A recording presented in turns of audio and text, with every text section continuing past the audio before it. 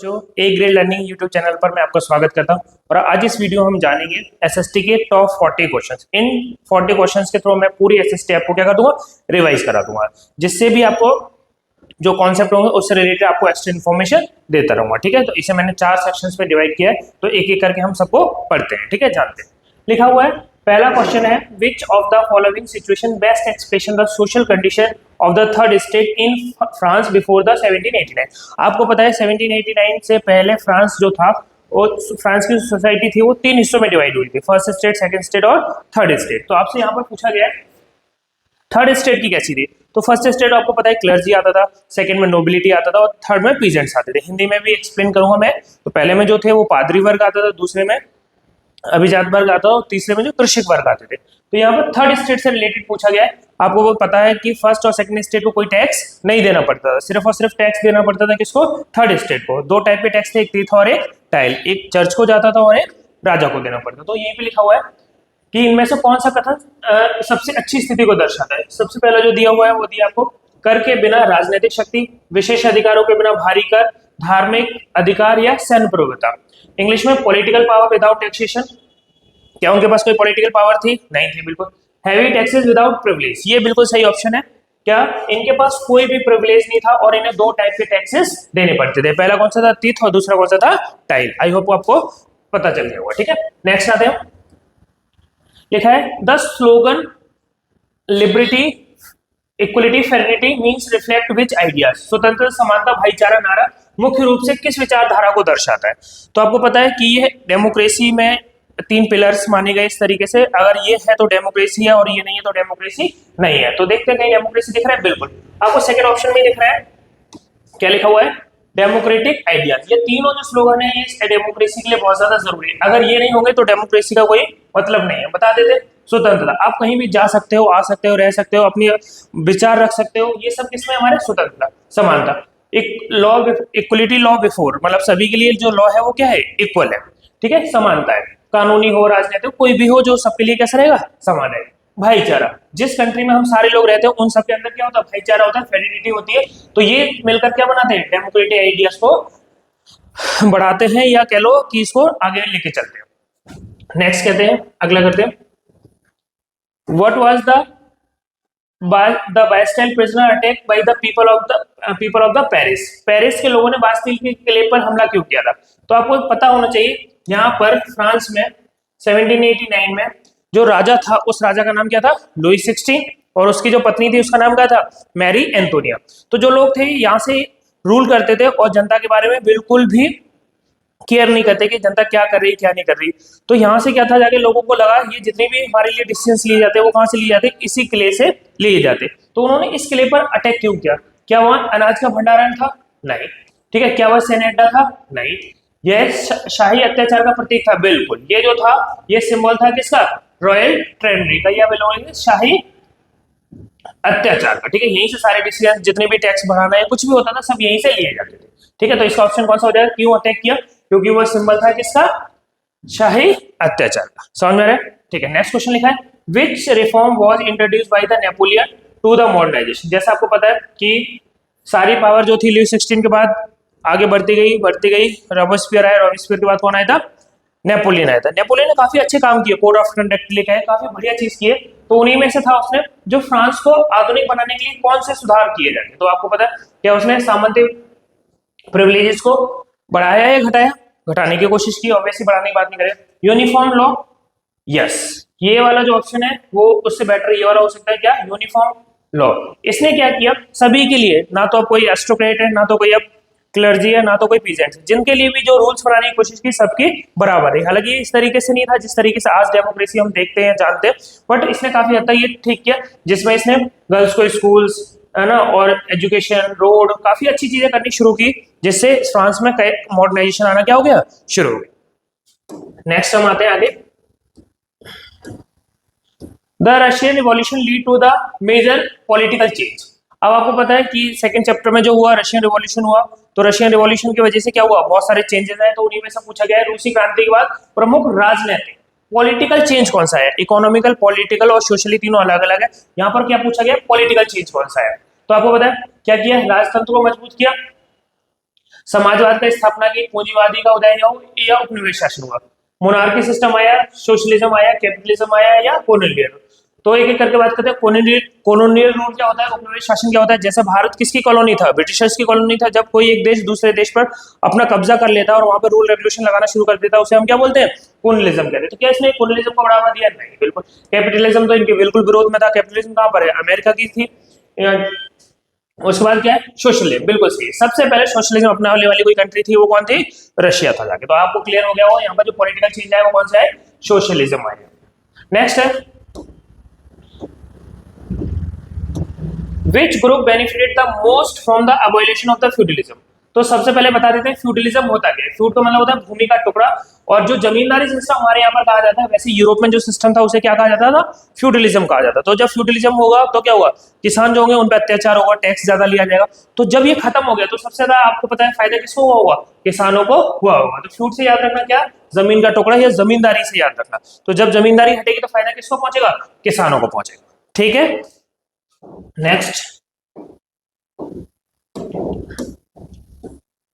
What is the role of the pamphlets and the newspaper play during the French Revolution? जब French revolution हुआ तो newspaper और जो pamphlets थे उनसे क्या, उनकी क्या भूमिका रही। तो आपको पता है जितनी भी आइडियाज होते हैं, पहले ऐसा तो था नहीं कि आज यूट्यूब या इंस्टाग्राम जैसी चीजें थी, तो पहले ही पैम्पलेट्स होते थे या न्यूज़पेपर्स होते थे। उन्हीं में जो सारे आइडियाज होते थे लोगों के, वो क्या की जाते, एक जगह से दूसरी जगह पहुंचाए जाते थे। तो इसमें क्या लिखा है, जो स्प्रेड द रिवोल्यूशनरीज आइडिया, बिल्कुल ए ऑप्शन ही हो जाएगा। यहाँ पर क्या लिखा, जो भी उनके आइडियाज थे रिवोल्यूशनरीज, जो भी अपनी बात पहुंचाना चाहते थे, वो किसके द्वारा पहुंचाते थे, न्यूज़पेपर और पैम्पलेट्स के थ्रू। जो कंजर्वेटिव थे, लिबरल्स थे, रेडिकल्स थे, इनके जितने भी जो अपने आइडियाज थे वो इन्हीं के थ्रू क्या करते थे, स्प्रेड हुआ करते थे। आई होप आपको समझ में आ रहा है।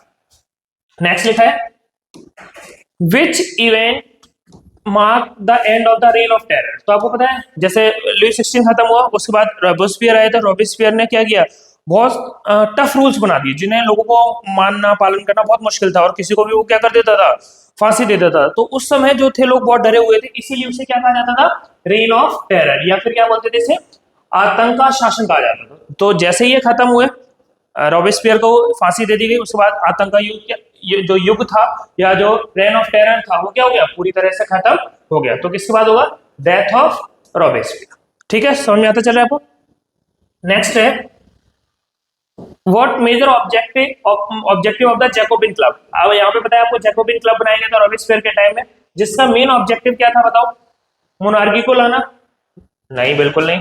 रिपब्लिक बनाना, बिल्कुल सही है। इसने क्या किया, कोशिश किया था कि अब किसी के पास कोई राजा नहीं होगा, कोई पावर नहीं होगा, जो पावर होगी वो सब किसके पास होगी, गणतंत्र होगी या रिपब्लिक होगी। ट्रेड को बढ़ाया जाए, नहीं। नोबल्स को, नहीं। बिल्कुल। तो कौन सा ऑप्शन हो जाएगा यहाँ पर, एस्टेब्लिश ऑफ रिपब्लिक या गणराज्य की स्थापना। नेक्स्ट आते हैं हम अगले क्वेश्चन पे, What factor contribute to the food shortage in France before the revolution? Revolution से पहले भी यहाँ पर क्या थी, खाने पीने की कमी थी, भुखमरी थी, स्टार्वेशन था, बहुत ज्यादा अच्छी स्थिति नहीं थी। तो उसमें से कॉज पूछा गया है, कब, पहले। तो क्या लिखा है, इंडस्ट्रियल ग्रोथ। अभी ग्रोथ तो हुई नहीं थी जाके, तो कैसे बता सकते इंडस्ट्रियल की। पुअर हार्वेस्ट, बिल्कुल सही।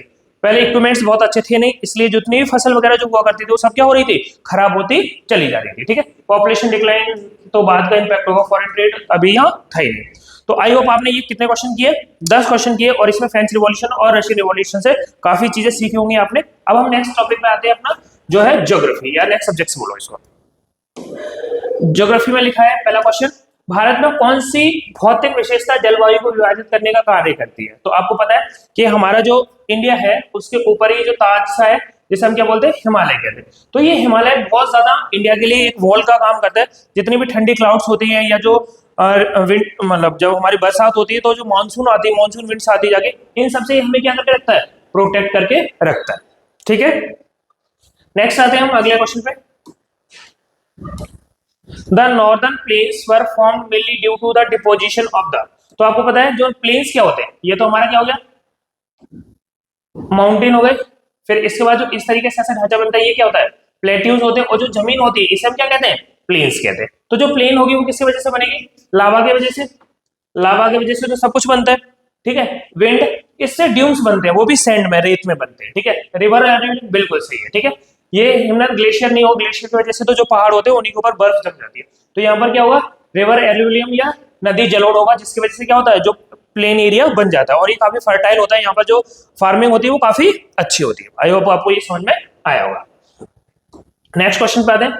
Black soil is the most suitable for the crop and why. ये सबको आसान क्वेश्चन आ गया, ये आप सबको पता होगा क्या होता है, ये किसके लिए होता है, कॉटन के लिए, ठीक है, क्योंकि इसके अंदर क्या होता है, मॉइस्चर ज्यादा होता है और जैसे ये ड्राई होता है तो ये दरार छोड़ देता है, गैप आ जाता है उसके बीच में, तो क्या होता है जो जड़ें होती है वो फैल जाती है और काफी टाइम तक मॉइस्चर इसमें बना रहता है। तो ये सबसे ज्यादा किसके लिए होता है, कॉटन के लिए, ठीक है, याद रह जाएगा आपको।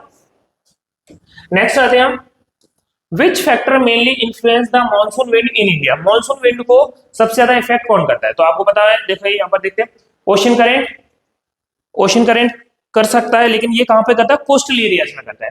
तो मेनली जो होता है वो किसकी वजह से होता है, टेम्परेचर की वजह से, ठीक है, जो भी आप देखते हो वेपराइजेशन होता है उसकी वजह से जो बारिश वगैरह होती है। तो जनरली जो मानसून होते हैं वो इंडिया में इफेक्ट करते हैं, वो किस वजह से होते हैं, डिफरेंशिएट हीटिंग, असमानता ऊष्मा, कहीं कहीं पे एरिया ठंडा है, कहीं कहीं पर कैसे है, गर्म है। सबसे ज्यादा डाइवर्सिटी जो आपको देखने को मिलेगी वो कहाँ मिलेगी, इंडिया में। देखिए कई कंट्रीज है जो सिर्फ ठंडी ठंडी है, कई ऐसी होती है जो सिर्फ गर्मी होती है, लेकिन इंडिया में आपको सारे टाइप के क्या मिल जाएंगे,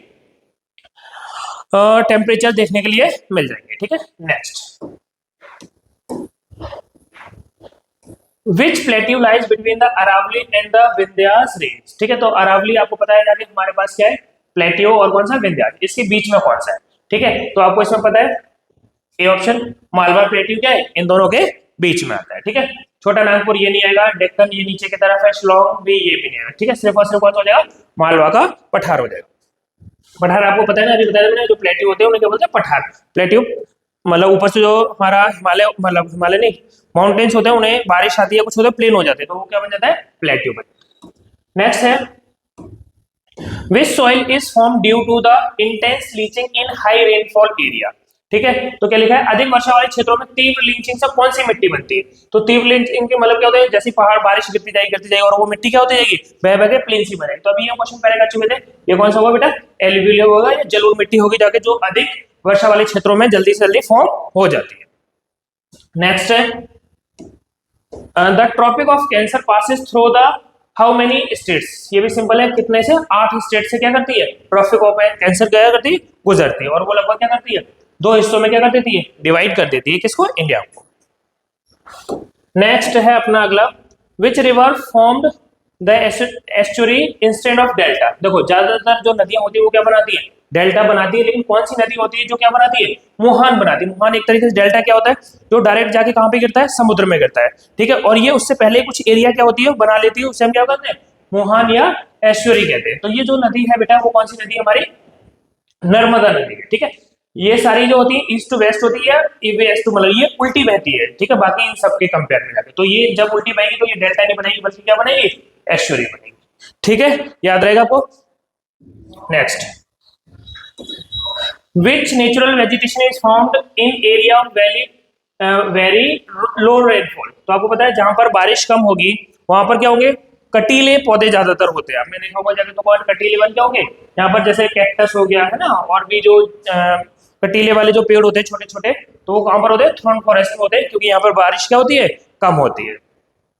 नेक्स्ट है आपका, the eastern coastal plain were wider than a western coast, ठीक है, तो ये क्या बोला गया है, पूर्वी तटीय मैदान पश्चिमी तटीय मैदानों से अधिक चौड़े क्यों होते हैं। तो क्यों होते हैं बताओ जरा, क्या होता है, ऑप्शन लिखा है, लेस रेनफॉल, रिवर डिपॉजिट, या कोस्ट नहीं। तो ये किस वजह से होते हैं, रिवर डिपॉजिट की वजह से होते हैं, नदी द्वारा निरपेक्ष वजह से होते हैं, क्योंकि ये जो एरियाज होते हैं वो दोनों एक दूसरे को क्या कर देते हैं, मतलब चौड़े हो जाते हैं, और वो इतने चौड़े नहीं हो पाते, ठीक है। जो पूर्वी मैदान होते हैं वो पश्चिमी मैदानों से अधिक क्या होते हैं, चौड़े होते हैं, ठीक है। क्यों चौड़े होते हैं, यहाँ पर रिवर का जो डिपोजिशन होता है रेत का, वो क्या होता है, काफी ज्यादा हो जाता है, और वो एरिया क्या होता है, काफी चौड़ा हो जाता है। नेक्स्ट बात करते हैं, ओके, ज्योग्राफी खत्म हो गया, अब हम करेंगे सिविक्स, ठीक है।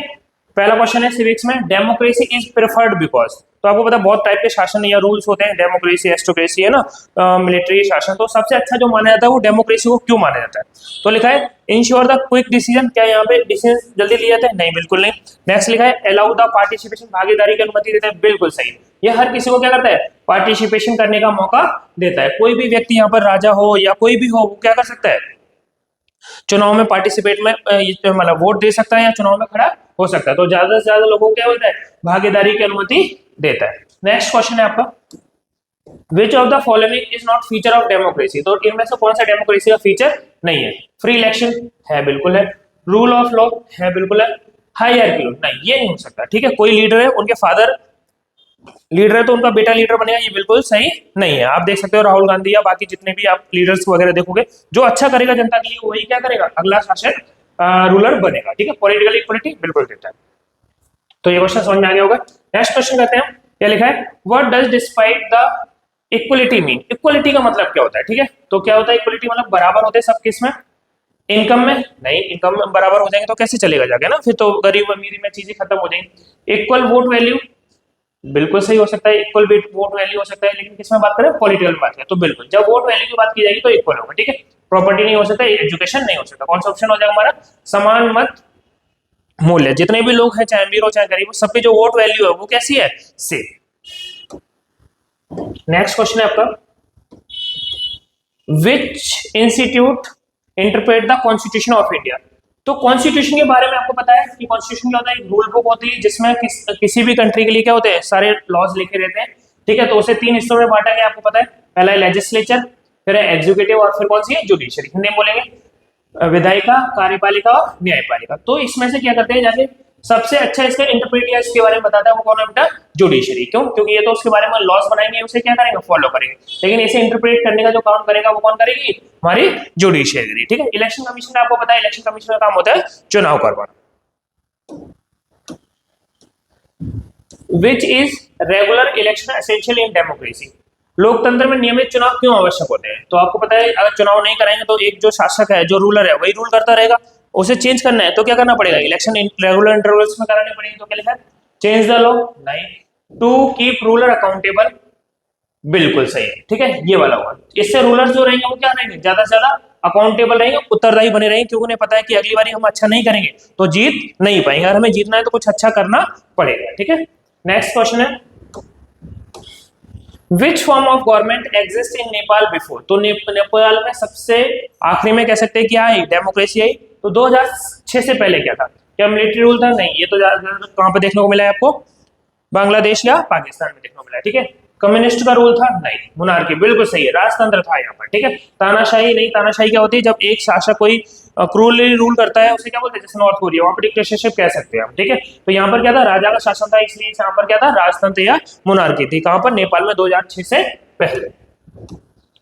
नेक्स्ट आते हैं हम, अगला क्वेश्चन है, the government form by representative elected of the people. जनता द्वारा चुने गए प्रतिनिधियों से बनी सरकार क्या कहलाती है, ठीक है। तो ये आपको पता ही है, अभी हम इसी के बारे में बात करें तो ये क्या कहलाती है, हमारी डेमोक्रेसी कहलाती है, ठीक है। मोनार्की तो राजा का शासन हो गया, डिक्टेटरशिप अभी बता दी, कॉलोनियल रूल भी बता चुके हैं। तो क्या करें, जब जनता के द्वारा सरकार चुनी जाती है उसे लोकतंत्र या डेमोक्रेसी कहा जाता है। नेक्स्ट है इसके बाद आपका बेटा, which right follow the citizen to citizen of the government. कौन सा अधिकार नागरिकों को सरकार की आलोचना करने का अनुमति देता है। देखो, आलोचना करना और गलत बोलने में डिफरेंस होता है। क्रिटिसाइज करना मतलब क्या होता है, ठीक है, आपको वो पक्ष अच्छा नहीं लग रहा तो उसके बारे में बता सकते हो, लेकिन आप उसकी डिग्निटी या उनके बारे में कुछ ऐसा नहीं कह सकते जिससे क्या हो, उनकी डिग्निटी को ठेस पहुंचे। तो क्या लिखा है, राइट टू इक्वलिटी, ये तो सभी को बराबर बोलता है। राइट टू फ्रीडम, बिल्कुल सही, ठीक है। राइट टू फ्रीडम जो है वो हमें बताता है कि आप क्या कर सकते हो, किसी भी सरकार के बारे में क्रिटिसाइज कर सकते हो या उनकी जो कमियां हैं उनको निकाल सकते हो। एक्सप्लॉइटेशन ये अलग चीज होती है और कल्चरल राइट भी क्या होता है, अलग होता है। तो सरकार की आलोचना के लिए कौन सा आएगा बेटा आपको, राइट टू फ्रीडम, ठीक है। टोटल कितने राइट्स हैं आपके पास, ठीक है, 6 राइट्स हैं, ठीक है। तो उनमें से ये कौन सा है, राइट टू फ्रीडम। नेक्स्ट है, which level of government deal with the national issues. तो ये आपका जो है 3 टाइप के इश्यूज होते हैं, एक होता है यूनियन, ठीक है, दूसरा कौन सा होता है सेंट्रल, और तीसरा कौन सा होता है लोकल, ठीक है, नहीं लोकल नहीं, सॉरी, कॉन्करेड लिस्ट, ठीक है। 3 लिस्ट हो गई, यूनियन, सेंट्रल और ये। तो जो राष्ट्रीय मुद्दे होते हैं इन सबको कौन सुलझाता है, सेंट्रल कह लो या यूनियन कह लो। जो स्टेट के होते हैं वो कौन सुलझाता है, राज्य। और जो लोकल होते हैं वो इन दोनों के बीच में आ जाते हैं, इसलिए इन्हें किसमें रखते हैं, कॉन्कर्ड लिस्ट में रखते हैं, ठीक है। 3 टाइप की सूची होती थी, हिंदी में भी बता देता हूँ कौन सी, संघ सूची, राज्य सूची और समावर्ती सूची। तो जो दोनों के मिक्स होते हैं वो किसमें होते हैं, समावर्ती सूची में। लेकिन आपसे यहाँ पूछा गया राष्ट्रीय मुद्दा, तो राष्ट्रीय मुद्दा कौन होगा, केंद्रीय। आई होप आपको यहाँ पे समझ में आया होगा। नेक्स्ट है democracy, democracy improve decision making because. लोकतंत्र निर्णय निर्माण में सुधार करती है क्योंकि। तो ये आपको पता है क्या होता है, डिसीजन आर टेकन सीक्रेटली। क्या सीक्रेटली, गुप्त रूप से डिसीजन लिए जाते हैं, नहीं। डिसीजंस इन्वॉल्व द डिस्कशन, बिल्कुल सही है। जितने भी डिसीजंस लिए जाते हैं ये डिस्कशन होते हैं कहाँ पर, पार्लियामेंट में, लोकसभा राज्यसभा में। जब इस पे चर्चा खत्म होती है तब जाकर क्या बनता है, जो लॉ है वो बनता है, और इसमें क्या होता है, धीरे धीरे करके सुधार लाया जाता है। ठीक है, तो यहाँ पर आपका सिविक्स भी क्या होती है, खत्म होती है। आई होप आपको समझ में आ रहे होंगे। नेक्स्ट क्वेश्चन, लास्ट है आपका economics. Development for a country should be just mainly by, तो जो किसी देश के लिए जो विकास होता है उसका मुख्य रूप से किस आधार पर होना चाहिए। तो जो विकास होता है या डेवलपमेंट होता है उसकी कोई पर्टिकुलर डेफिनेशन नहीं, सबके लिए क्या होता है, अलग अलग होता है। तो उसे हम कैसे देखते हैं, पहले क्या लिखा है, average income, sorry income only, नहीं इनकम से तो नहीं देख सकते, एवरेज इनकम एंड इक्वलिटी, बिल्कुल सही, यही देखा जाएगा। एवरेज इनकम भी होनी चाहिए और इक्वलिटी ऑफ लाइफ, क्योंकि हर किसी के लिए जो डेवलपमेंट होता है उसका मतलब अलग होता है। कोई रिच है लेकिन उसके पास जो क्लाइमेट है वो अच्छा नहीं है, पानी अच्छा नहीं, क्या उसे बोल सकते हैं कि उसका डेवलपमेंट हो रहा है, नहीं हो रहा है। ठीक है, तो पैसे के साथ साथ आपके पास नेचुरल रिसोर्स भी होना जरूरी है, पॉपुलेशन नहीं, क्षेत्रफल नहीं। ठीक है, नेक्स्ट क्वेश्चन आगे। Per capita income is calculated by, तो पर कैपिटा इनकम क्या होती है, किससे इनपुट की जाती है बेटा, total population, total income upon total population. कौन सा ऑप्शन, पहले ही बना, ठीक है, कुल आय बटे में कुल जनसंख्या, जितनी भी हमारी इनकम है उसको पॉपुलेशन से डिवाइड कर देते तो हमारी पर कैपिटा इनकम आ जाती है। नेक्स्ट है, which indicator reflect the education development, तो एजुकेशन को तो एजुकेशन से होगा जाते हैं लिटरेसी रेट। ठीक है, तो कितने लोग पढ़े लिखे हैं ये हमारी किसको दिखाता है, एजुकेशन डेवलपमेंट को दिखाता है। अभी भी बहुत लोग नहीं है, एजुकेटेड नहीं है, कोशिश हो रही है धीरे धीरे करके सबके तरफ एजुकेशन पहुंच पाए, और अब धीरे धीरे करके हो जाएगा, जाके सब लिटरेसी रेट है वो इंडिया की धीरे धीरे बढ़ती चली जा रही है। नेक्स्ट है, public facilities are important because, public facilities क्या होती है, जैसे ट्रेन हो गई है ना, या जो सबके लिए होता है उसे क्या कहा जाता है, पब्लिक फैसिलिटीज कहा जाता है। तो कौन सा होता है, ये क्या करती है, लाभ बढ़ाएगी पब्लिक फैसिलिटीज, नहीं। ठीक है, अगर ये होगा तो प्राइवेट चीजें जो होगी वो ज्यादा बढ़ेगी। नेक्स्ट है, आर अफोर्डेबल फॉर ऑल, ये सही है बिल्कुल, ये सभी के लिए क्या होती है, सुलभ आसान बनाती है। जैसे पब्लिक ट्रांसपोर्ट हो गया, क्या वो कॉस्टली होता है, नहीं, लेकिन सारे लोग वहां पर ट्रेवल कर पाते हैं, यस सारे लोग वहां पर ट्रेवल कर पाते हैं। ठीक है, प्रमोट लग्जरी नहीं, बेनिफिट ओनली रिच नहीं हो सकता। ठीक है, नेक्स्ट क्वेश्चन है, Which of the following is a non-income indicator for development? निम्न में से कौन सा विकास गैर आय संकेत है, मतलब ये इनकम को नहीं बढ़ाता, तो कौन सा होता है, जीडीपी, जीडीपी बिल्कुल इनकम को बढ़ाने की बात करते हैं। लिटरेसी रेट, नहीं, लिटरेसी रेट अभी हमने देखा था, ये किसको बताता है, एजुकेशन को बताता है। ठीक है, पर कैपिटा इनकम दिखाता है और राष्ट्रीय आय, तो हमारा इनमें से ये भी नहीं होगा, ये भी नहीं होगा, सिर्फ कौन सा हो जाएगा, लिटरेसी रेट होगा जाके, जो क्या बोलेंगे नॉन इनकम इंडिकेटर है किसका, डेवलपमेंट का। ठीक है, ओके, नेक्स्ट क्वेश्चन है आपका, why does average income fall fail to show the national income inequality. ठीक है, तो जो हमारी एवरेज इनकम होती है वो इनकम इनइक्वालिटी दिखाने क्यों नहीं दिखा पाती है, सही से क्यों नहीं बताती, क्यों, इट इग्नोर द पॉपुलेशन, नहीं, पॉपुलेशन को, it hide the unequal distribution, मे भी बोल सकते हैं। क्या लिखा है, इट शोज द पॉवर्टी, किसको शो करता है, पॉवर्टी को, या इट चेंज ईयरली, साल भर बदलता रहता है। ठीक है, नहीं, तो ये क्या करती है, it hide the unequal distribution को। ठीक है, क्यों, जो अमीर होते हैं उनका जो रेशियो होता है वो क्या होता है, ज्यादा रहता है, और जो गरीब होता है उनका कम रहता है। तो इनमें जो बैलेंस होता है जाके वो उसको बनाने के लिए दिखाती है, तो इससे पता नहीं चल पाता कि कौन कहते हैं, जो मतलब समानता नहीं दिखा पाती, इसलिए जो गरीब और अमीर का डिफरेंस है वो जाके हमें बहुत ज्यादा नहीं पता चल पाता, क्योंकि उनसे टैक्सेस ज्यादा लिया जा रहा है, उनसे टैक्सेस कम लिया जा रहा है। ठीक है, पॉवर्टी नहीं, ये चेंजेस भी नहीं। ठीक है, कौन सा ऑप्शन हो जाएगा आपको यहाँ पर, B, it hide the inequality distribution. Next है, सस्टेनेबल डेवलपमेंट क्या होता है। ठीक है, तो सस्टेनेबल डेवलपमेंट सतत विकास का अर्थ होता है कि जो चीज यूज कर रहे हैं उन्हें फ्यूचर जनरेशन के लिए बचा कर रखें और उन्हें सही तरीके से यूज किया जाए। तो कौन सा ऑप्शन हो जाएगा, सी, भौगोलिक विकास, नहीं, industrial growth, development without harming the future, बिल्कुल सही है, यही वाला हो जाएगा। लेकिन भविष्य के लिए, भविष्य को नुकसान पहुंचाए, नहीं, ये वाला होगा क्या, सस्टेनेबल यूजफुल रिसोर्सेज, शहरी विकास विदाउट हार्मिंग द फ्यूचर, ये भविष्य को बिना नुकसान, यहाँ पे थोड़ा टाइपिंग मिस्टेक हो गई, यही वाला होगा, development without harming future, future को, भविष्य को बिना नुकसान पहुंचाए, बिना और होता तो यहाँ पर ये वाला ऑप्शन मतलब हिंदी में भी क्लियर हो जाता। ठीक है, इसका मतलब होता है सस्टेनेबल डेवलपमेंट का मतलब होता है कि जो रिसोर्सेज को यूज करें उन्हें लॉन्ग टर्म तक यूज करें और अगली जनरेशन के लिए बचा कर रखें बिना उन्हें नुकसान पहुंचे। नेक्स्ट क्वेश्चन है बेटा आपका, which factor does not affect the human development, इनमें से कौन सा मानव विकास को प्रभावित नहीं करता, तो बताओ कौन सा नहीं करता, हेल्थ करता है, बिल्कुल करता है, एजुकेशन करता है, इनकम करता है, धर्म, रिलीजन का कोई इंपैक्ट नहीं पड़ता किस पे, ह्यूमन डेवलपमेंट में, ठीक है। हेल्थ का, एजुकेशन का और इनकम का पड़ता है। अगर ये तीनों चीज अच्छी होंगी जाके तो जो ह्यूमन डेवलपमेंट होगा वो क्या होगा, ज्यादा अच्छा होगा। रिलीजन का कोई इतना इंपैक्ट नहीं पड़ता। नेक्स्ट लिखा है,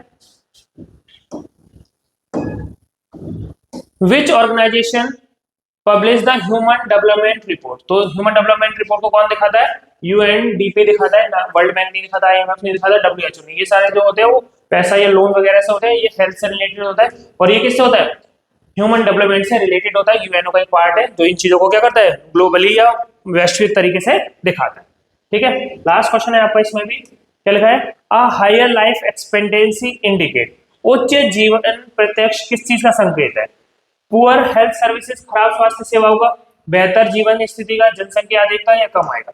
तो ऑप्शन सी क्लियर हो रहा है, क्या दिखाएगा ये, बेटर लिविंग कंडीशन को दिखाएगा। ये तो पुअर नहीं हो सकता, हाई पॉपुलेशन नहीं हो सकता, ये नहीं हो सकता, ठीक है। तो कौन सा ऑप्शन हो जाएगा, बी ऑप्शन हो जाएगा जाके, better living condition. I hope आपको ये कुछ क्वेश्चन समझ में आएंगे। आज के लिए इतना ही रखते हैं।